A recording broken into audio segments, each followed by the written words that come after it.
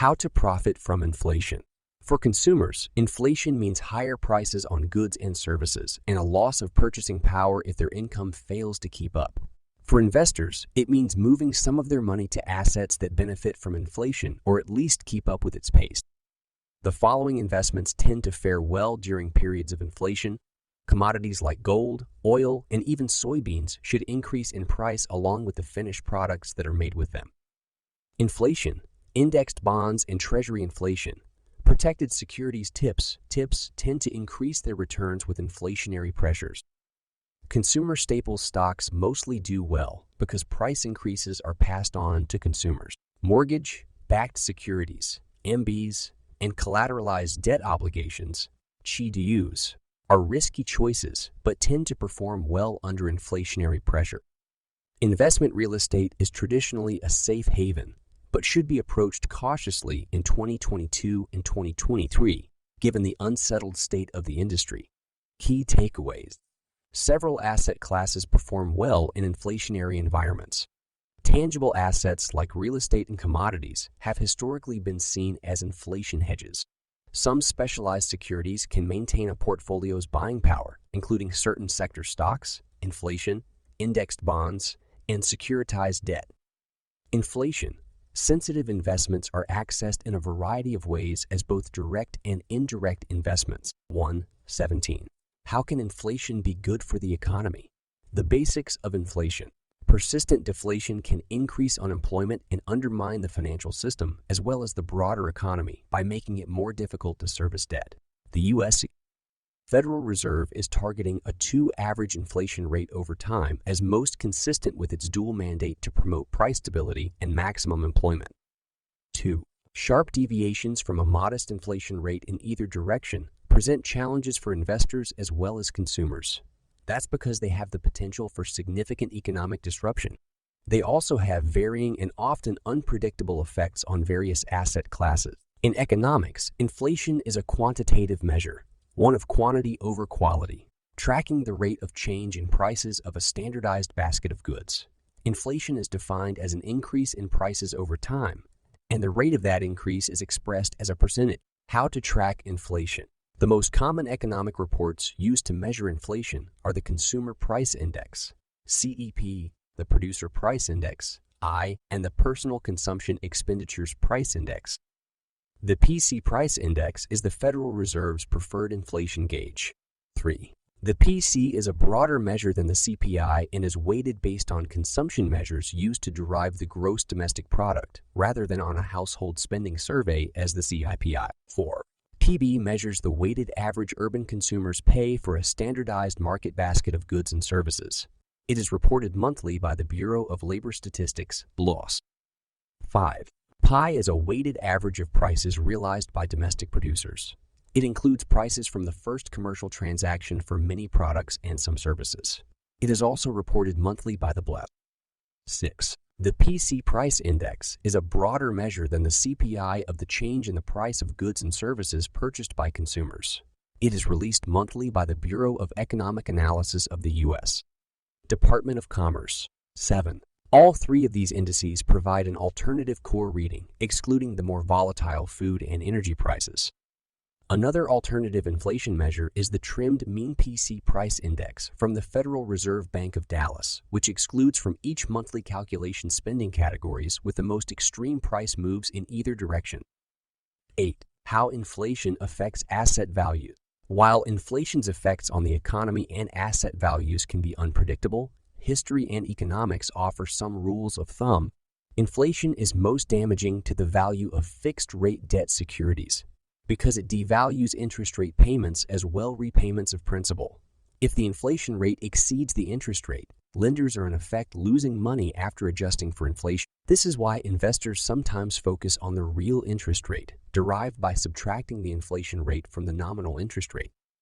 Longer-term fixed-rate debt is more vulnerable to inflation than short-term debt, because the effect of inflation on the value of future repayments is correspondingly greater and compounds over time. The assets that fare best under inflation are those assured of bringing in more cash or rising in value as inflation increases. Examples would include a rental property subject to periodic increases in rent or an energy pipeline charging rates tied to inflation. Real estate.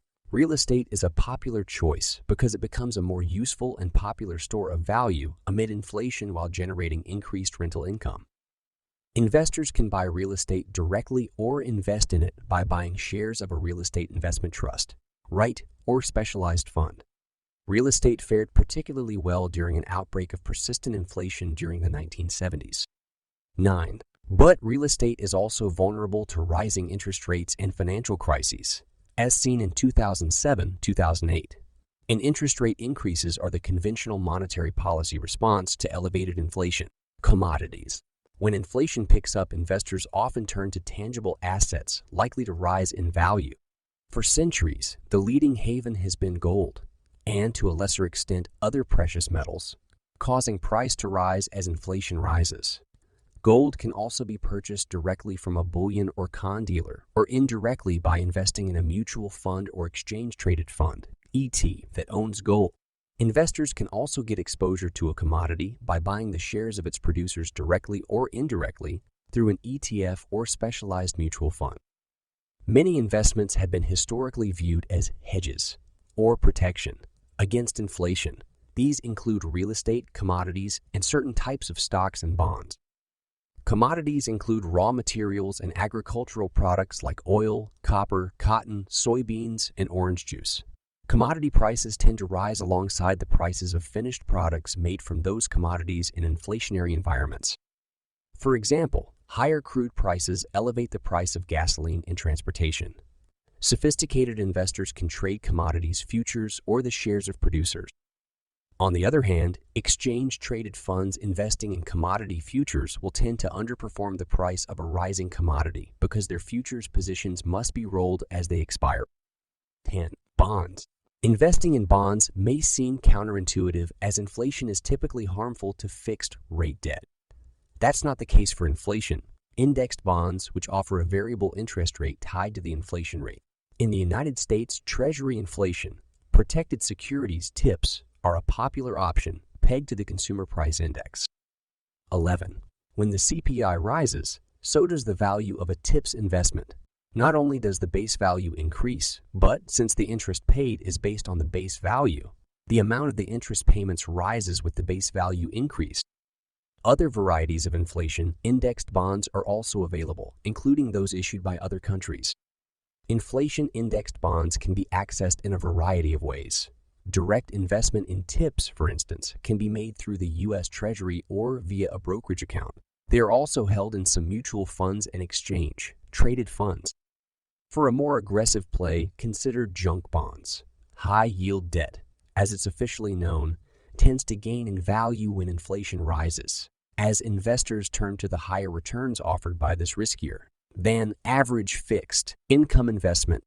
Stocks. Stocks have a reasonable chance of keeping pace with inflation, but when it comes to doing so, not all equities are created equal.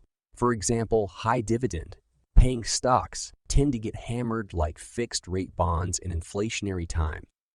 12. Investors should focus on companies that can pass their rising input costs to customers, such as those in the consumer staples sector. Loans, debt obligations. Leveraged loans are potential inflation hedges as well. They are a floating rate instrument, meaning the banks or other lenders can raise the interest rate charged so that the return on investment ROIT keeps pace with inflation. Mortgage-backed securities, EMs, and collateralized debt obligations, CHIDOs, structured pools of mortgages and consumer loans, respectively, are also an option. Investors do not own the debts themselves, but invest in securities whose underlying assets are the loans. EMs, CHIDOs, and leveraged loans are sophisticated, somewhat risky depending on their rating, instruments often requiring fairly large minimum investments. For most retail investors, the feasible course is to buy a mutual fund or ETF that specializes in these income-generating products. Pros and cons of investing for inflation. There are pros and cons to every type of investment hedge, just as there are pros and cons with every type of investment. Also, there are positive and negative features to the various assets described above. The primary benefit of investing during inflation, of course, is to preserve your portfolio's value. The second reason is that you want to keep your nest egg growing. It can also lead you to diversify, which is always worth considering. Spreading the risk across a variety of holdings is a time-honored method of portfolio construction that is as applicable to inflation, fighting strategies as it is to asset growth strategies. Preserve portfolio worth. Diversify holdings. Maintain income's buying power. Increase exposure to risk. Divert from long-term goals. Overweight portfolio in some classes. However, the inflation tail should never wag the investment dog. If you have specific goals or timetables for your investment plan, don't swerve from them. As an example, don't weigh your portfolio too heavily with tips if it requires significant capital appreciation. Also, don't buy long-term growth stocks if your need for retirement income is imminent. An obsession with inflation should never get you out of your risk tolerance comfort zone. There are no guarantees. Traditional inflation hedges don't always work, and unique economic conditions sometimes deliver excellent results to surprising assets while leaving what seem to be sure winners trailing in the dust. When is inflation good for the economy? Inflation is and has been a highly debated phenomenon in economics. Even the use of the word inflation has different meanings in different contexts. Many economists, business people, and politicians maintain that moderate inflation levels are needed to drive consumption, assuming that higher levels of spending are crucial for economic growth.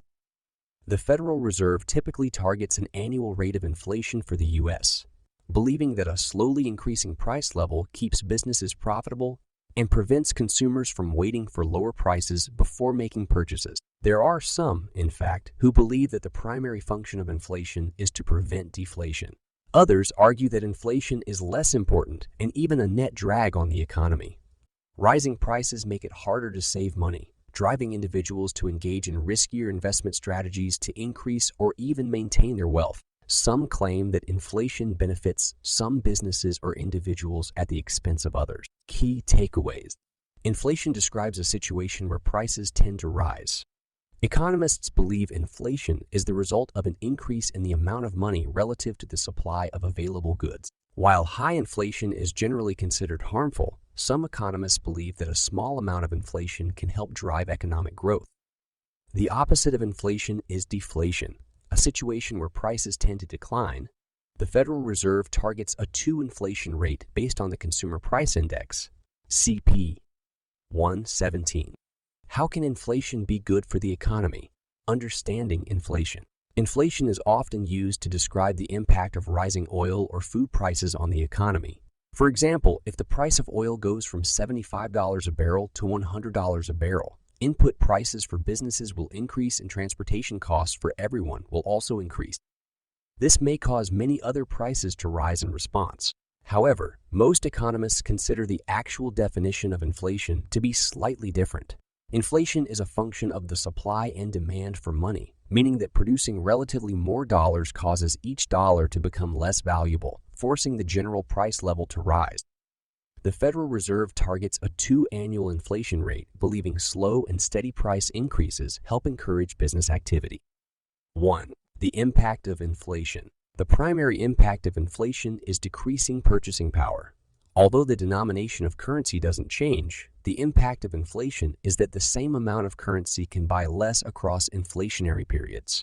Though individuals may receive the cost of living adjustments to wages they take home, they more commonly see repercussions in the groceries they buy, the rent they pay, and transactions they incur.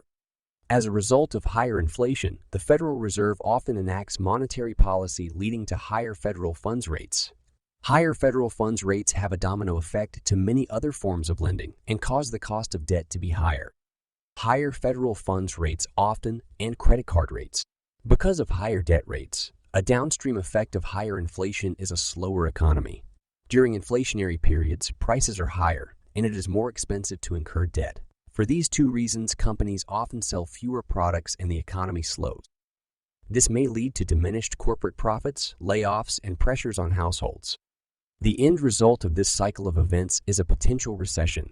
The Federal Reserve tries to balance stemming inflation and maintaining acceptable levels of unemployment. However, each of the 2 items often moves in opposite directions. Their policies often increase one and decrease the other. Though there are no guarantees on the downstream effects of monetary policy, the Federal Reserve often risks causing a recession when combating inflation. Benefits of inflation. When the economy is not running at capacity, meaning there is unused labor or resources, inflation theoretically helps increase production. More dollars translates to more spending, which equates to more aggregated demand. More demand, in turn, triggers more production to meet that demand. British economist John Maynard Keynes believed that some inflation was necessary to prevent the paradox of thrift. This paradox states that if consumer prices are allowed to fall consistently because the country is becoming too productive, consumers learn to hold off their purchases to wait for a better deal. The net effect of this paradox is to reduce aggregate demand, leading to less production, layoffs, and a faltering economy. 2. Economists once believed an inverse relationship existed between inflation and unemployment, and that rising unemployment could be fought with increased inflation. This relationship was defined in the famous Phillips curve. The Phillips curve was somewhat discredited in the 1970s when the U.S. experienced stagflation. Who benefits from inflation? Inflation makes it easier on debtors, who repay their loans with money that is less valuable than the money they borrowed. This encourages borrowing and lending, which again increases spending on all levels. For example, if a debtor has $10,000 of debt during an inflationary period, that debt has less worth as time progresses.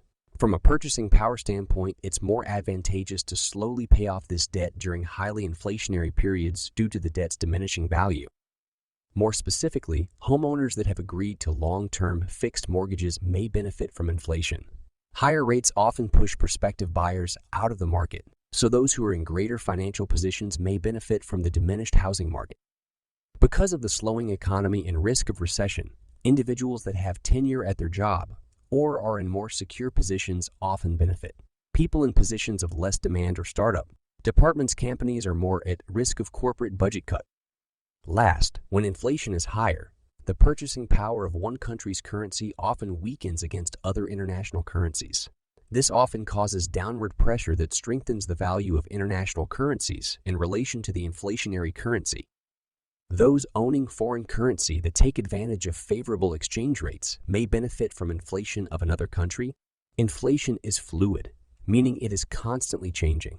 Investors, consumers, and individuals should be aware of how 1 month's inflation and government policies may differ from prior periods. When inflation is bad.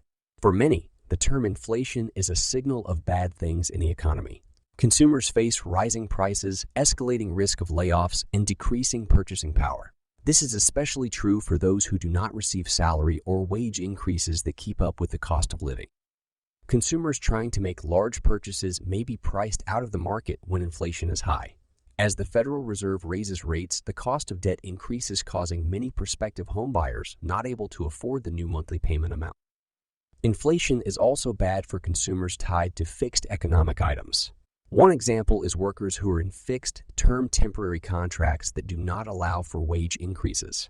Another example is investors dedicated to fixed income securities. Those fixed income securities earn a specific rate that likely would be higher during an inflationary period, but is fixed for the term of the investment. Last, retirees face many disadvantages regarding inflation. It is true that Social Security and other government benefits are adjusted for inflation. However, benefit increases often lag prices, so retirees may be forced and absorb higher prices. How does the government measure inflation? In the United States, the Bureau of Labor Statistics, BLES, publishes a monthly report on the Consumer Price Index, PI. This is the standard measure for inflation based on the average prices of a basket of consumer goods.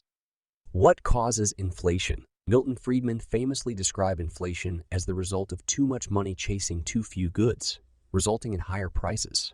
Inflation can sometimes be the result of an increase in the money supply due to government spending. It can also be the result of increased demand or a shortage of consumer goods. Following the COVID-19 pandemic, inflation rose sharply in the United States, largely due to supply chain bottlenecks and emergency government spending, including stimulus checks sent to households. What is the inflation rate? The U.S. inflation rate was reported at 7.1 as of November 2022. 3. How can I benefit from inflation? Several investments are tied to CPI measurements or prevailing inflation rates. By owning these investments, you're essentially guaranteed a nominal return. though the real return may be very marginal. In addition, inflation often puts buying pressure on households due to higher prices and the heightened cost of debt. To take advantage of this situation, consumers may be wise to reserve money during lower inflation periods to have greater purchasing power during high-cost debt periods. The bottom line. For many, inflation is scary and detrimental. For others, inflation is a necessary part of growing the economy. An important consideration of inflation is the government's response, which often raises interest rates, slows the economy, and increases the risk of inflation. During inflationary periods, some parties benefit while others face greater risks. History of the cost of living. Measuring how much Americans spend to maintain their households can be tricky. Americans have been complaining about the cost of living since the colonial days, but actually measuring it and determining how it changes over time have always been a challenge. It was just a century ago, in 1921, that the U.S. government started publishing a National Consumer Price Index, PI, based on living costs across major cities. 1. The CPI remains the most quoted measure of living costs today, providing a record of how costs have changed from year to year and ample evidence for the complainers that few things are as cheap as they once were. It is also used as a proxy for inflation in adjusting union wages, Social Security payments, income tax brackets, and other financial calculations that play a major role in Americans' lives. Key takeaways. The U.S. government began publishing the Consumer Price Index a century ago in 1921. It was initially known as the Cost of Living Index. The CPI was developed in part to make sure that workers were paid a living wage. Several different CPs are used today for different purposes. The CPI can help employers set wages, how that income is taxed, and how government benefits like Social Security are calculated. Americans' incomes have generally kept pace with the cost of living in recent decades, although the greatest share of wage gains have gone to the highest paid workers. The evolution of cost of living measures. Soon after its creation by Congress in 1884, the Bureau of Labor Statistics, BLS, started to collect data on Americans' cost of living. In the late 1880s, it recorded how much money 8,544 families were spending each year, along with the current families were spending each year, along with the current retail prices for 215 commodities. 1. As the years went by, BLS data collection became more sophisticated in its statistical methods and more ambitious in its scale. The results often were used in labor disputes between employers and unions to help determine wage increases. The notion, at least on the part of unions and their members, was that workers deserved a living wage for their toil. 2. The early days of the CPI. The CPI as we know it got its start during World War I, when the Shipbuilding Labor Adjustment Board used BLS data to establish a fair wage scale for workers in U.S. shipyards. Their labor was considered so essential to the war effort that the government didn't want to risk any strikes or work stoppages for higher pay. Before long, the BLS had expanded its purview to other industries, collecting data on household spending for 12,000 families in cities across the U.S. and the prices of more than 140 goods and services. 3. The BLS began publishing that data in 1919 and in 1921, introduced it in a format similar to today's CPI. In its early years, it was referred to as the Cost of Living Index. In 1945, it became the Consumer Price Index for moderate-income families in large cities, soon shortened to the Consumer Price Index. 4. The CPI has continued to evolve as the country and its political winds changed over the decades. For example, the BLS took new car and home appliance prices out of the equation during World War II, since neither was widely available, and increased the weighting that it gave to car repair and mass transit costs. 1. In the 1950s, it added the new wonders of frozen foods and television sets to its price list. 5. In the 1960s, it expanded its data collection to include single-person households. It also made numerous adjustments to its weightings and other technical details. 1. The new CPI for all urban consumers, TPU. In 1978, the BLS introduced the CPI for all urban consumers, or CPU, and renamed the existing one the CPI for urban wage earners and clerical workers, or CPIW. The new CPU, intended to be more reflective of the living cost of the majority of Americans. 6. In 2002, the BLS unveiled the Chained Consumer Price Index for all urban consumers, or CICPIU. 6. A primary difference between it and the other CPs is that it accounts for changes in what consumers put in their shopping baskets as prices on individual commodities rise or fall. 7. For example, if beef becomes expensive, then consumers might buy more fish or chicken, and vice versa. The Experimental Consumer Price Index for the Elderly, CPA. Along the way, the BLAWs also began to develop still another CPI, the Experimental Consumer Price Index for the Elderly, CPA, and published data for it back to 1982. Meant to track the living costs of Americans ages 62 and older, it uses different weightings to account, for example, for that group's higher medical costs. However, the BLI still considers it experimental because of limitations to its data. 8. 9. Criticisms of the Consumer Price Index, TP. Many of the changes to the CPI have resulted from criticisms of its methods and its accuracy as a measure of inflation. Those criticisms continue to this day. As the Blues itself concedes, the CPI is often faulted for not reflecting the experience of some population groups. Also, the list of items that consumers spend their money on can lag behind what they're actually buying, especially as hot new products come on the market. And while the CPA may do a reasonably good job of capturing the experience of Americans overall, it can be way off the mark for any given individual. Those consumers whose market baskets are different from the average basket will probably experience inflation that is different from the CPI measure, the BLIOS noted in 2012. In recent years, someone with high expenditures on gasoline and medical care experienced much higher inflation than someone who spent heavily on furniture, apparel, and electronics. 11. Perhaps not surprisingly, some critics charge that the CPE tends to exaggerate inflation, while others maintain just the opposite. 12. How the Consumer Price Index, CP, affects you. Whatever its limitations, the CPI plays a central role in many Americans' lives. For example, collective bargaining agreements often include cost of living adjustments, COLAs, derived from the CPI. Employers with non-unionized workers also may consult the CPI in setting their own wage increases. Social Security and Supplemental Security income, SC recipients are eligible for an increase in their benefits each year based on any rise in the CPW from the prior year. If the CBIW doesn't increase, as was the case in 2016, then they receive no increase. The increase for 2023 is 8.7. 13. The CPI can also affect how your income is taxed. For example, the Internal Revenue Service, IRS, adjusts marginal income tax brackets each year in accordance with changes in the chain CPI. 14. However, not every government agency uses one of the CPEs to approximate inflation.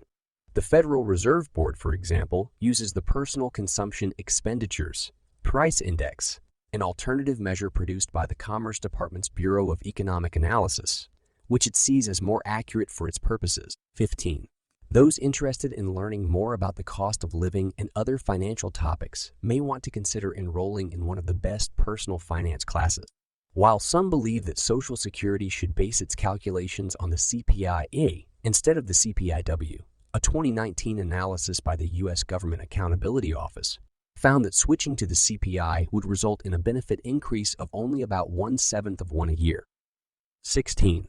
Consumer prices and household incomes. While the CPI is a factor in determining the incomes of many Americans, it is far from the only one. Our research finds that both consumer prices and household incomes generally rise over time, but hardly in lockstep. As the top graph below shows, the CP tends to rise at a fairly smooth pace over time, although the inflation-racked 1970s accelerated the curve, as the graph also makes clear. But as the second graph shows, household incomes follow a more jagged path, even declining for periods of time, such as during recessions.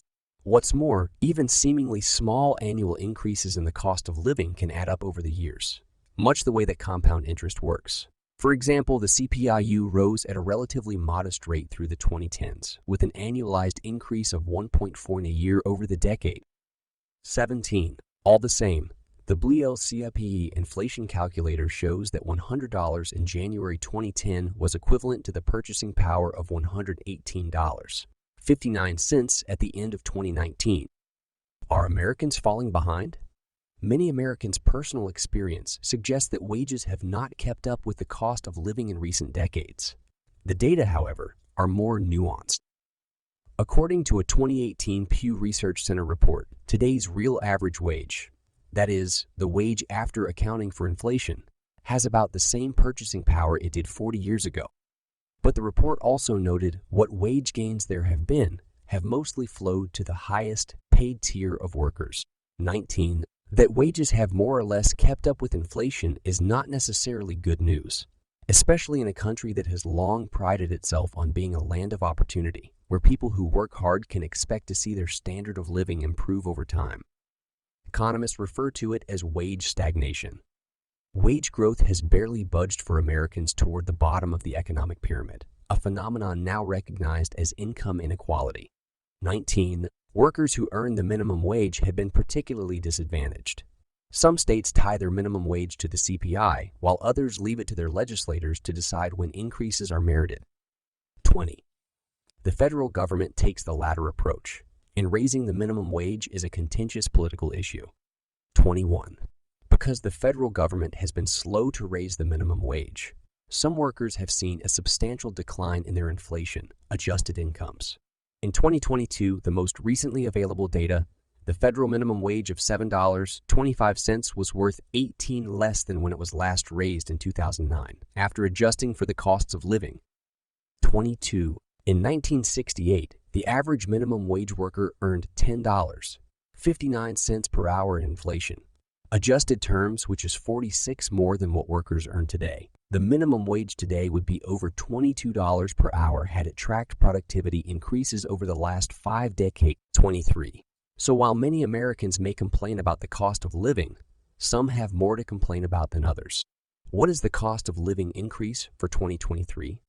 Social Security and Supplemental Security Income (SC) recipients received a cost of living adjustment of 8.7 in 2023. The highest increase in 40 years, reflecting the spike in consumer prices. 13. What states have the lowest cost of living? A 2022 Credit Karma study looked at the cost of living in the United States and found that the cheapest places to live were, in order, Oklahoma, Alabama, Mississippi, Missouri, and Arkansas. The study looked at a number of factors, including home values, average rent, taxes, and overall cost of living. 24. What is income inequality? Income inequality refers to an unbalanced distribution of income through a population. The more uneven the distribution of income, the greater the income inequality is. Income inequality often goes hand. Income inequality often equality.